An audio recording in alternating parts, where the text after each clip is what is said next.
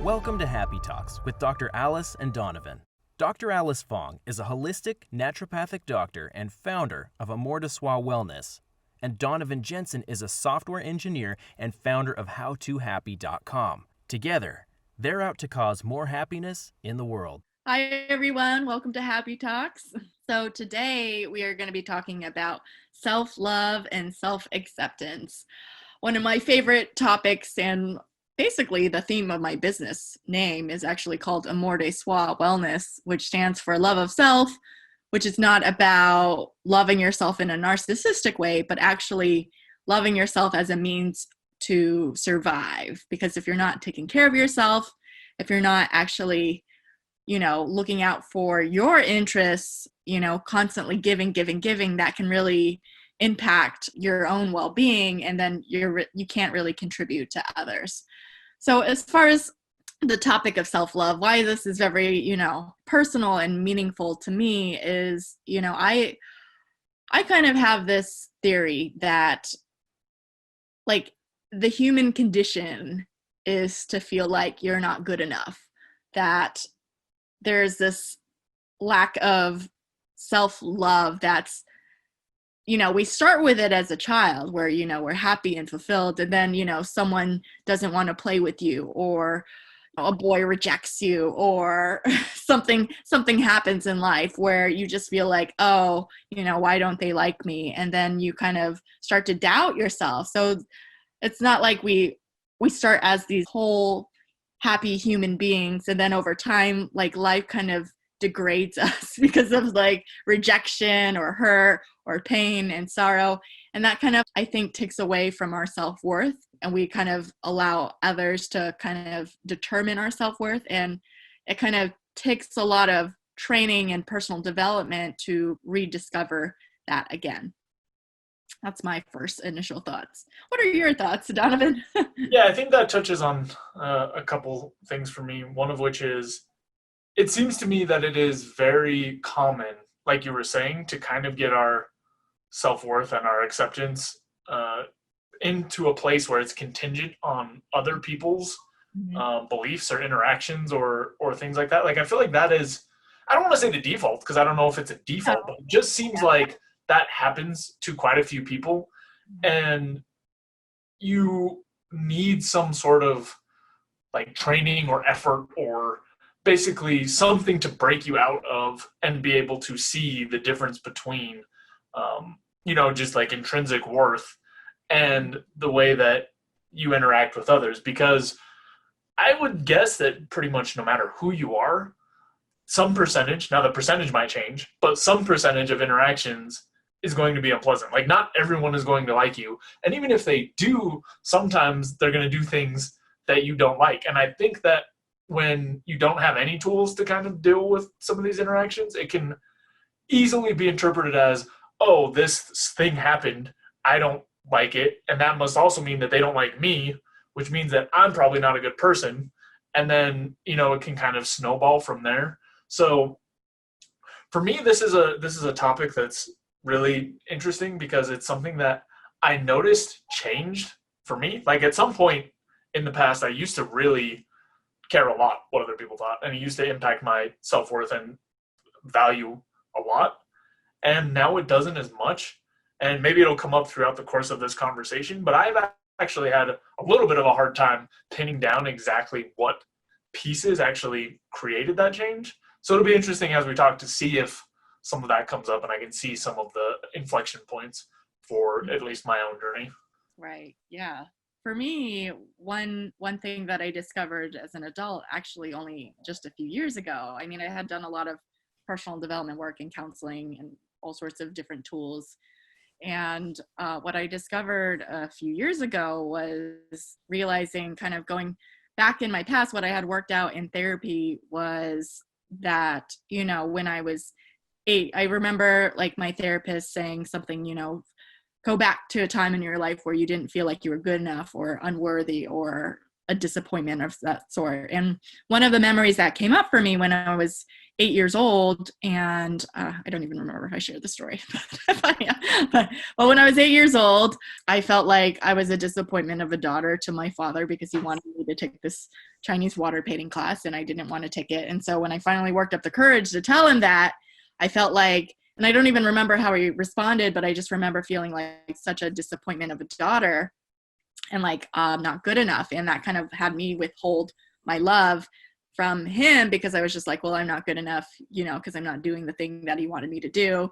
And, I'm a disappointment. And this was just, an 8-year-old child's mind determining how my life is going to go. But why I'm mentioning that story is because through my teens and 20s and even into maybe my early 30s, it's just, I had a repeat pattern of unhealthy relationships where I felt like, I would date people and I just couldn't sustain like a long-term relationship. I did have a long-term relationship in college, although I will admit that like my first love my life was a lying, cheating bastard. And so, that might have attested to like contribute to the whole not good enough, like, being willing to like put up with all sorts of red flags and things because I was like, oh, but he loves me. So I will just like look past all the terrible things that he's doing.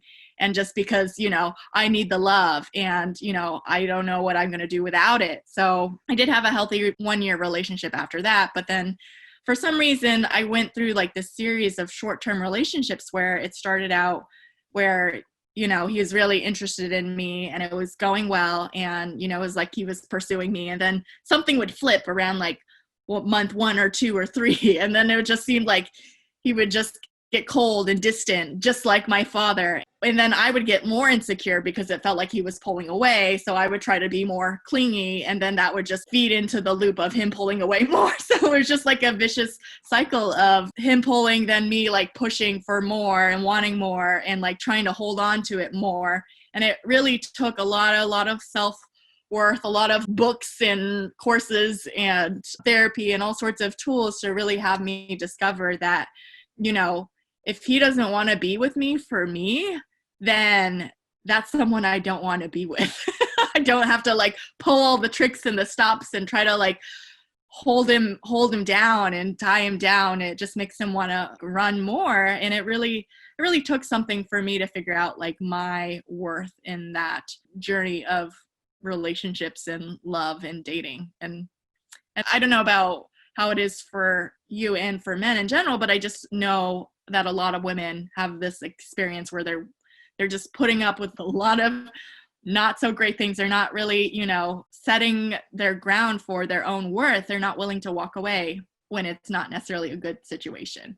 Yeah, I think some of the things you said sound pretty familiar in terms of in the past having dating experiences where when I didn't feel, some like sort of reciprocation, I would go into it more. And I don't necessarily think like, and maybe this is different between men and women, maybe not, I'm not sure. But it wasn't really mistreatment that I got as much as pushing really hard for something that wasn't there. Yeah.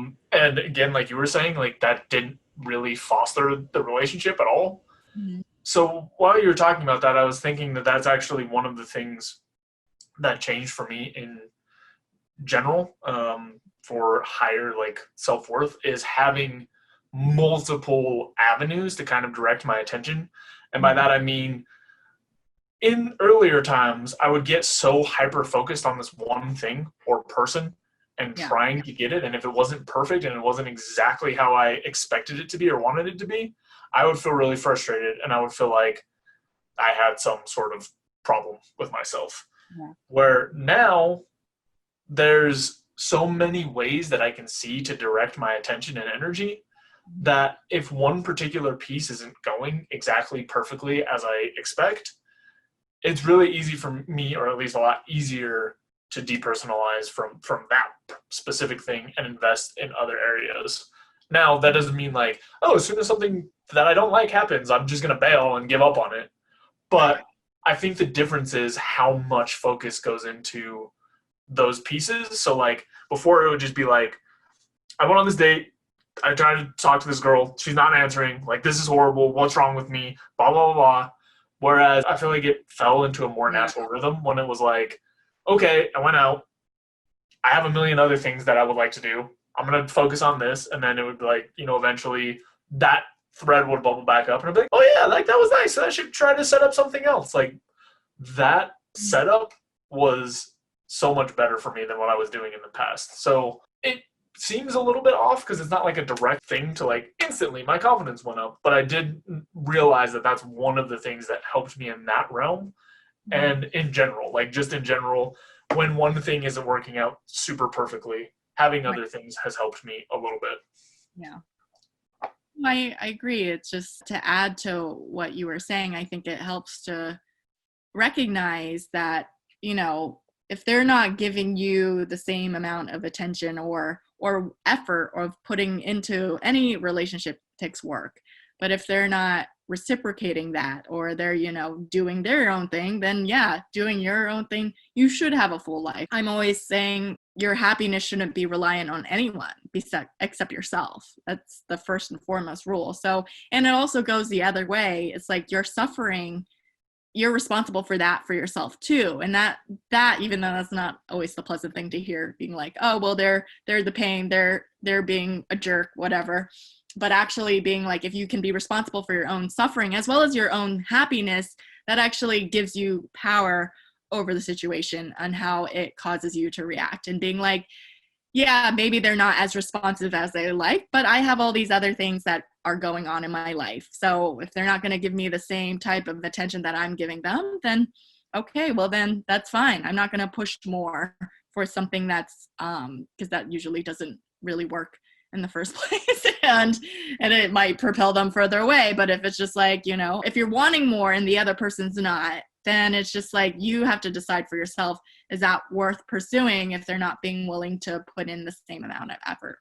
Yeah, it seems like to me, and again, I'm still trying to think and dig out the specific pieces, but there is this very clear undesirability of someone who really, really needs validation so badly that, like I said, I've been in that position where I'm just constantly like, I need more attention. I need this validation. I need so much stuff. Like there's something that's very, and not always, but it's generally kind of unpleasant. It's like a little bit, it just gets to be a lot, right? Like you feel like when you're feeding those types of things from the other end, like at what point can I possibly give enough validation that you will be satisfied? And when you're in that mindset or you're in that place, there's not really anything that anyone else can do. You have to go and figure out how to, like you were saying, kind of get a more independent outlook or grasp on your worth and how that impacts your interactions. Mm-hmm. Yeah, absolutely. It kind of just reminded me, and I'm sure I've touched on this book before, the book Mastery of Love. One of the points that Don, the author, makes is that, I don't want to say like abuse, but that's kind of like the word that they use. Well, like, how we're all our inner critic. We're kind of all like mean to ourselves, essentially. It's like our ability to tolerate like abuse or just like that meanness that we have towards ourselves from another person. It's like you'll only tolerate as much as you will for yourself. You are your own worst critic. So if someone's like being worse than you are, then that says something about, that's where you draw the line and say like, no, that's okay. But frankly, how mean you are to yourself kind of determines how mean you'll allow others to be towards you, essentially, is kind of the idea, if that makes any sense. Yeah, I mean, it sounds like essentially kind of the idea of how people should treat you is roughly equivalent to the idea of how you think you should treat yourself. Right. And we treat ourselves pretty terrible if we're just willing to, not maybe have mistreatment. Well, some people will go to the extremes where they'll put up with physical or other types of abuse for a long period of time, but they're they're probably having like an internal story in their head being like, well, I probably deserve it. I'm not good enough. I'm whatever is going on.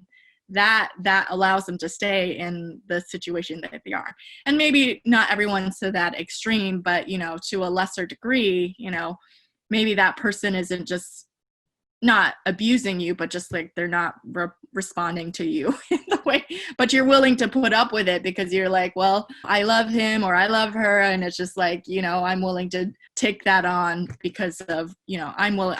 Oh man, I remember in my early 20s of just being like, I'm willing to do whatever it takes to make it work because, you know, this is love and who cares if he's like not being as fantastic as he could be. And, you know, I'll be the one to do all the work and drive this relationship forward. And it's like, no, it takes two. I'm like, I'm not carrying the weight anymore. I'm just like, no, pass. It's just like, if you're not in this with me 100%, then I'm out. I'm all in. And if you're not, then I'm out. That's how I am now. Yeah. Yeah, and I do think that makes a big difference of whether, like, I don't know, I guess there's maybe some people figure it out quick. I certainly didn't figure it out quick, but there is some amount of time that it takes to kind of learn the balance of some of the things, right? I think we've touched on it in other videos, but just like kind of finding the right balance between push and pull for these relationships to actually like build something nice together. But the baseline has to be both people actually involved in trying to build something.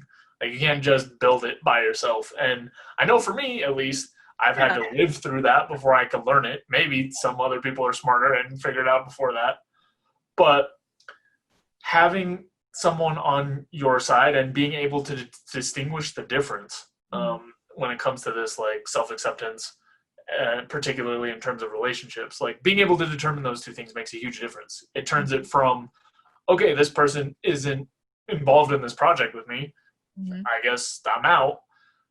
Instead of like, why? Like I'm trying everything I can. I'm doing everything I'm supposed to. I'm doing the most or whatever. And that switch is so much, in my mind, healthier and it's so much easier to manage. It's so much better for being able to see options and choose ones that are actually useful instead of dragging out something that probably shouldn't be that way.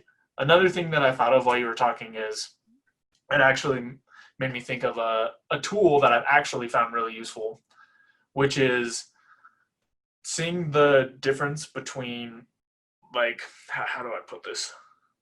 How things should be compared to what they are, I guess. And when I say should, let me just start this all the way over. So basically, like, there have been many times where I thought that a relationship or an action should have a particular outcome. And that means, you know, like, okay, I'm dating this person. They should do this, this, and this, without ever explicitly having that conversation, without necessarily grounding that in anything, right? Just an assumption of how things should be. But the reality is, like, people are people, and if there's certain things you want to have happen, there has to be some kind of communication around it. Right. But in the past, I would go, this is how things should be. They're not happening. What's wrong with me?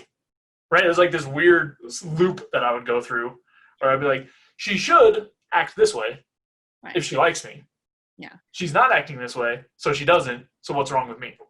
And that's actually one of the big levers that turned for me to stop thinking that way and allowed me to get a little bit more healthy grasp on my future relationships. Yeah, no, that's big. That really resonates with me too, because there's always, every time, you know, a guy would like run away and I couldn't figure out why, it fed into that story of like, what's wrong with me? And then it would happen again, like I'm being like insecure in the next relationship and like acting the same way, maybe even worse. And then he pulls away. Then I'm like, what's wrong with me again? That's like, what am I doing? I want a long-term healthy relationship and I can't seem to sustain one.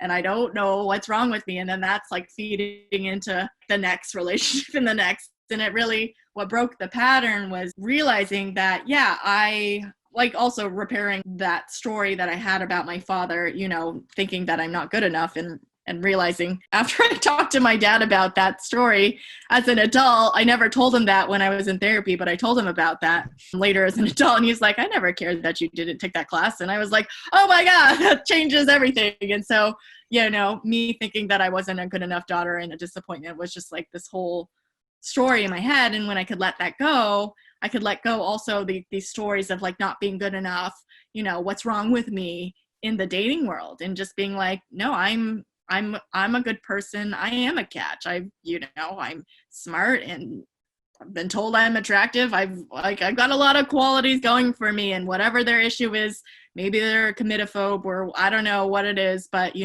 I know who I am. Having the security of like, I know my worth, and if they want to walk away, that's okay. Somewhere it shifted when I understood that, yes, I know my worth, and if they don't, that's okay. To not be like, oh, let me prove you my worth. It's like, I got all these things going for me. How dare you not say I'm like good enough for you? It's just like that whole thing when you could just be like, I don't, I had someone like just yell a bunch of things at me a few weeks ago. And I was just like, there's just no truth to that at all. And so I could just be like, yeah, okay. And I think when you have enough worth and confidence in knowing like whatever they're throwing or hurling at you or whatever they're thinking about you, or if you can know like, no, I am a good person. I have a lot of good qualities, and I'm worthy of love and worthy of a companion that is, compassionate and loving towards me, and not a dick, basically. So just like, so yeah. So it shifted when I could give up that they're not worthy of me if they're going to be like that. Yeah.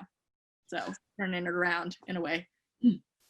That makes me think of another thing that actually helped me a lot, which is recognizing when I'm applying an inconsistent standard to kind of my value as opposed to other people's value. So by that, I mean, if I had a friend that went on a date, and he was like, I really like this girl, and it was awesome.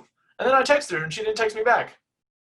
Like, I would never be like, yeah, dude, you suck. Like, sorry.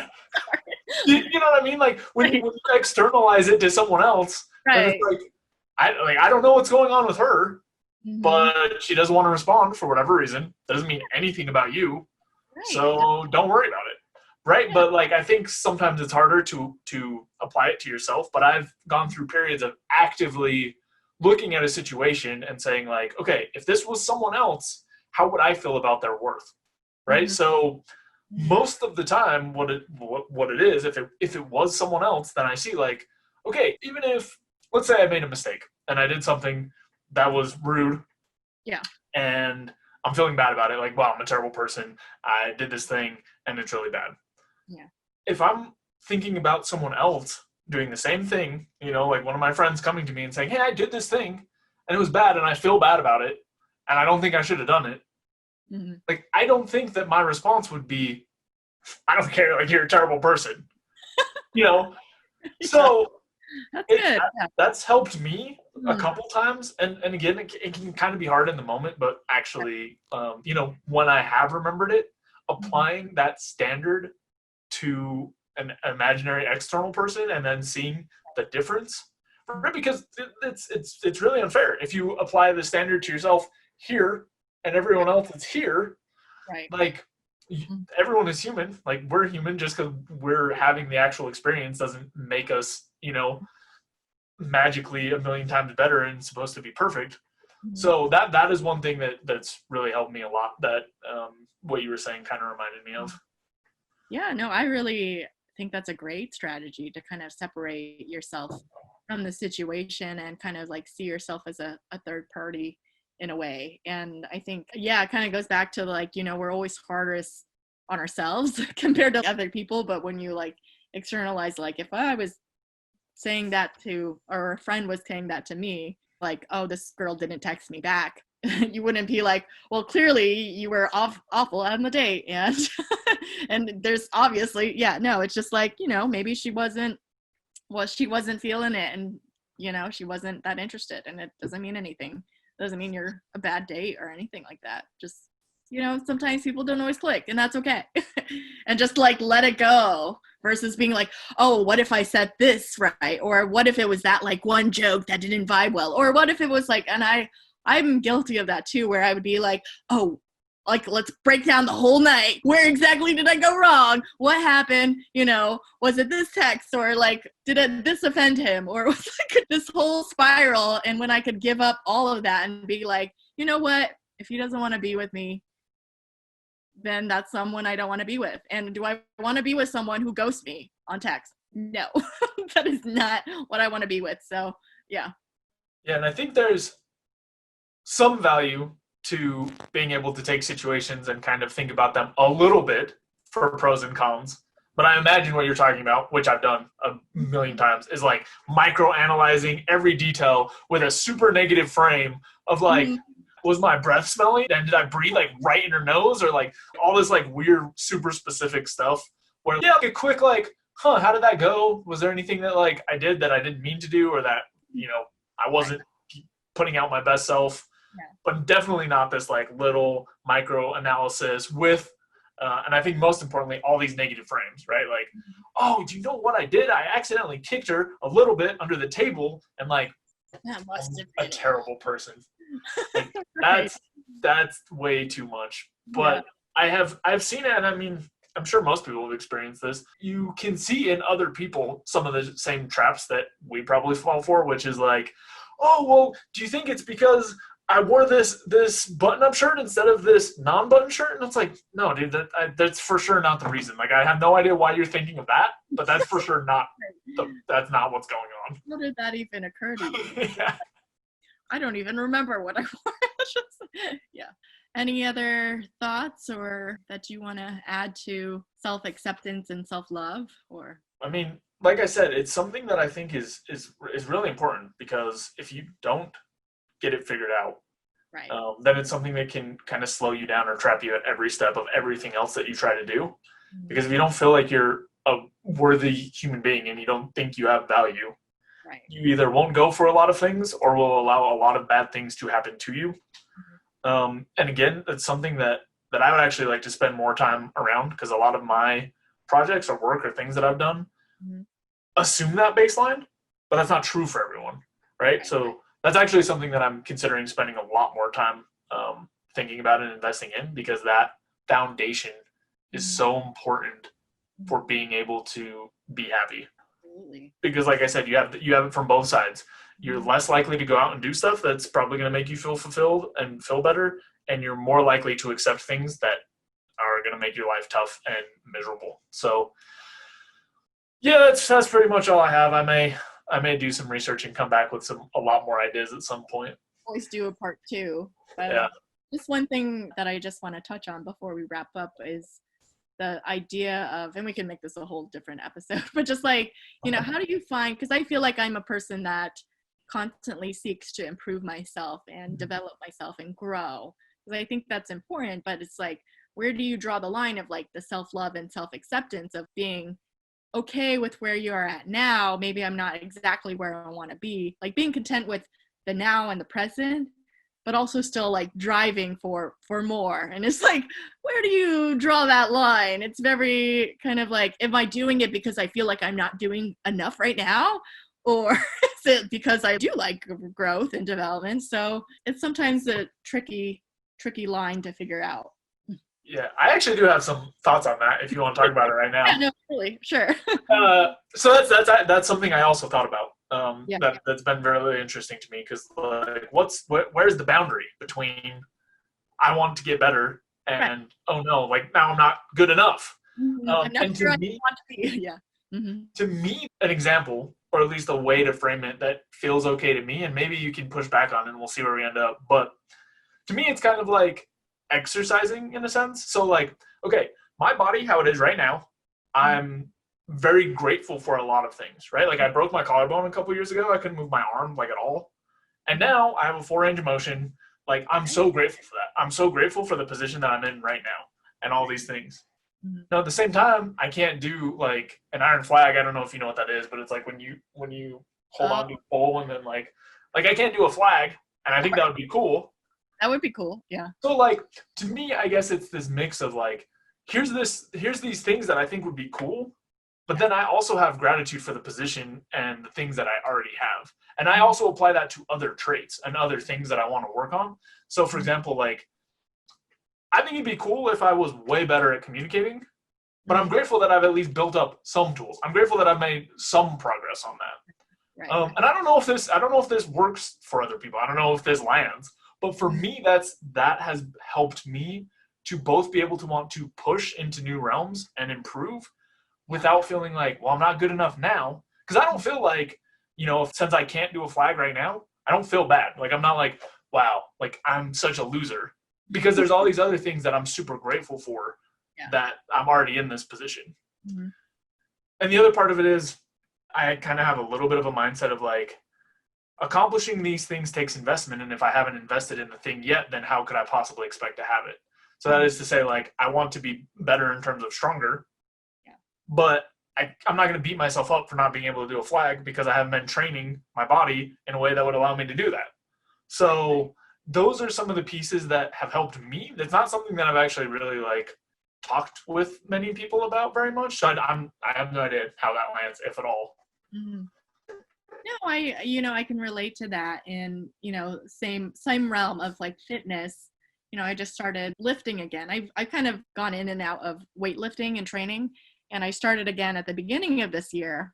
And I was just thinking, I'm like, sometimes I have the thought, if I just started like 5 years ago, I would have so much more further progress than I would right now, instead of like having to start over and kind of like build again. But then I think, it does help. So I'm like, is that beating myself up? Because then I'm thinking, well, it's better to start now than never.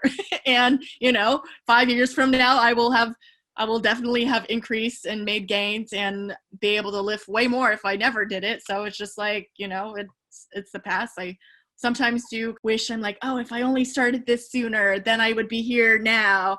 But, can't do anything about that. So I also have the gratitude piece being like, yeah, I am where I am at right now, and this is exactly where I need to be. And, I do want to improve. I have some goals in mind, an idea of where I want to go, but, because I can't like do a pull-up yet, I'm not going to be like, well, I suck at sports. And it's just like, no, I'm working on increasing my upper body strength gradually, and it's going to take time, and it's not an overnight thing. So I do accept that. Yeah. And what is that saying? The best time to plant a tree is, I don't know, 5 years ago or whatever. The next best time is today. It's that kind of thing, right? And another piece that it touches on for me is control, things you actually have control over, right? And I think it's extremely common for people to look to the past and then turn that into some sort of judgment of the present. Like, oh, if I had only switched into software or started in software, I would be so much further ahead now. But following that line of thought for however long is all a waste of time, because that's not a choice that I currently have. That's not something that can change. It's not something that I have any influence over. There's nothing. Mm-hmm. So that's one thing that I feel like I see a lot, and does tie into this kind of self-love acceptance thing, because people see these fake alternative paths. And I say fake because, hindsight's 2020, right? Like, I'm just going to throw out a ton of sayings right now, but like, you can look back and you can see like, oh, if I had made this pivot here, then I would have been in a better position than I am now. But the thing is, you had to take the journey to get to this point to see that that was a thing. Like, the you that was in the past didn't see that as the choice to make for whatever reason. I'm sure there were reasons. It seemed like the right idea at the right time. And that's going to continue to happen. We make the best choice that we can. And then we're going to go a few years down the line, and we can still look back and be like, well, I should have done this other thing. But that's such a waste of time. And it's also fake. It's so fake because you have more information and different information than you had in the past. And you wouldn't have like the life that you have now. I remember sometimes I would do this because, I actually, the landmark personal development courses that I did in the last few years, apparently I had when I was in Seattle, I lived like a mile from that center, but I never knew about them or what they offered. I just never heard about it until I moved to Maryland, and I lived an hour away from the center. And I was like, if I only had known when I was like super close, that would have been way easier. But when I reflect back and be like, I did it at the exact time that I needed to do it and what I was dealing with, and like the end of a very serious relationship, and I wouldn't have met the people that are like my sisters now. Like, they are my loves and my joy of, they helped me become who I am today if I didn't get to meet them. And then who knows if I would have ever moved back to California. Like, there's a whole chain of events that might not have happened had I had not taken like that course at the time that I took it. Like, I did it when I needed to take it. That's what the universe decided for me, I guess. But there's always sometimes that thought of like, oh, if I'd done it sooner, I would be like way more present and aware and mindful, just like way more personally developed than I am right now. But you know, I have to reflect on, you know, I wouldn't have the life I have right now, which is pretty freaking awesome, if I didn't do it at the time that I did it. And I wouldn't have the people in my life that I have right now because of that. So that's, you know, can't trade that for the world.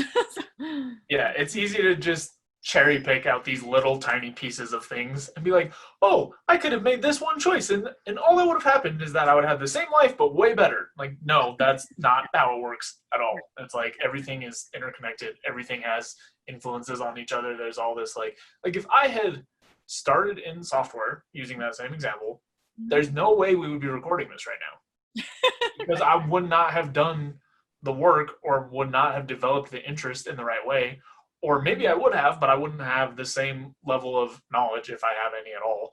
But I wouldn't have the same confidence to be able to speak on these topics if I had taken that path. So it's not like, oh, I wish that I just cherry picked this one thing and then everything would be perfect around it. No, like, it's a completely different life. Right. Absolutely. Yeah, I know. That just imagines, like, if we had done things a little differently, we wouldn't have created this show together. And this, I really have to, you know, I appreciate a lot of what we created together. And I think, I don't even know what episode we're on. I think this is like 17 or 18 or 19. I don't know. I lost track, which is pretty impressive. Like the longest like video series I've done for myself. So yeah, I'm pretty proud of us, and I'm glad that it kind of, our different separate paths have led us to create this show together. Likewise. Yeah. I don't know if it's the longest running, but it's for sure the most consistent longest running thing I've ever done.